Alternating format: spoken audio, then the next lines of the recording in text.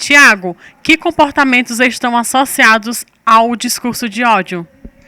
Bom, o discurso do ódio hoje ele tem uma amplitude muito grande em razão dos diversos grupos que se efervescem na sociedade. Esse especial, na nossa Constituição, a gente tem um índio, tem um negro, que tem essas características dentro do decorrer da nossa história.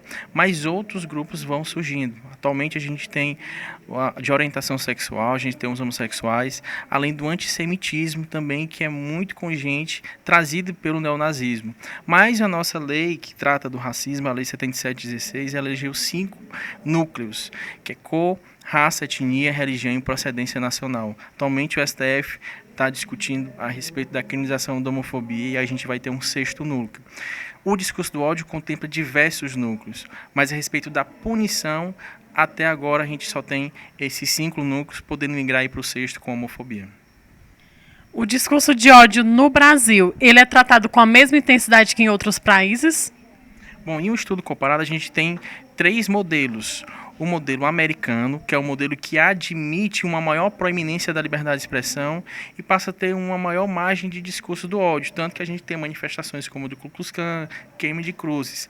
Já o sistema europeu, em razão até do bloco econômico que a União Europeia permite, a gente tem a restrição mais forte.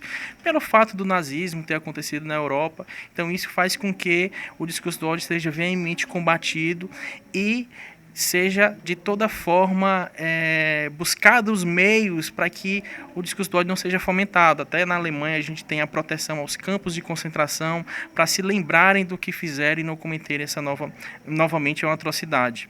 E a gente tem sistemas mistos. A gente tem o México, que trabalha com a chamada denigrição política, que hoje foi recentemente regulamentada aqui no Brasil a respeito desse crime em razão de elementos políticos, um discurso do ódio político. E a gente tem o nosso modelo hoje brasileiro, que tem alguns núcleos sendo proibidos pela Lei 7716, como eu já citei, 5, e vai ter a homofobia com um 6º núcleo, mas a gente tem outros núcleos ainda que faltam essa devida combatividade da lei penal. O discurso de ódio nas redes sociais, qual o impacto que esse discurso causa? O discurso do ódio ele tem diversos efeitos. Um deles é o irradiador. Ele quer galgar adeptos daquela corrente antissemita, homofóbica e disseminar o ódio, gerando preconceito, discriminação e racismo. E a gente tem nas meios de comunicação de massa as mídias sociais, as redes sociais, como um mecanismo muito fluente, de rápido alcance de larga escala. E a pior dificuldade é que os servidores podem ser em qualquer país. Então você pode ter um IP aqui do Brasil, mas tem um servidor no Oriente Médio que permite esse tipo de conteúdo. Esse conteúdo de toda forma é disseminado aqui no Brasil. Então as redes sociais, a internet é uma ferramenta da globalização, facilitou realmente a comunicação, mas permite que essas condutas sejam disseminadas de uma forma mais proeminente e gere, efeitos irradiadores, efeitos silenciadores dos próprios grupos vulneráveis, fazendo com que nós tenhamos maior profusão de preconceito, discriminação e racismo. E que medidas estão sendo tomadas para diminuir esse discurso de ódio? Atualmente, nós encampamos a proteção do nosso patrimônio cultural, conhecer a nossa história, tentar buscar o diálogo, ouvir o outro.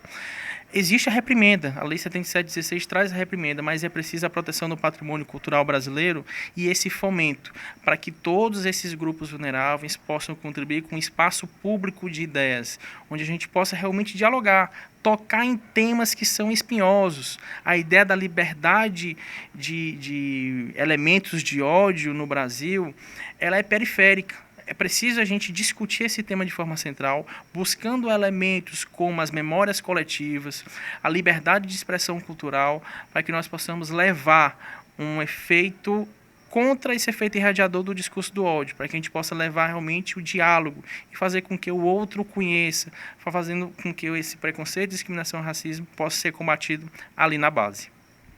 Obrigada, Tiago. Marciana Barbosa, acadêmica do curso de jornalismo da Faculdade RSA.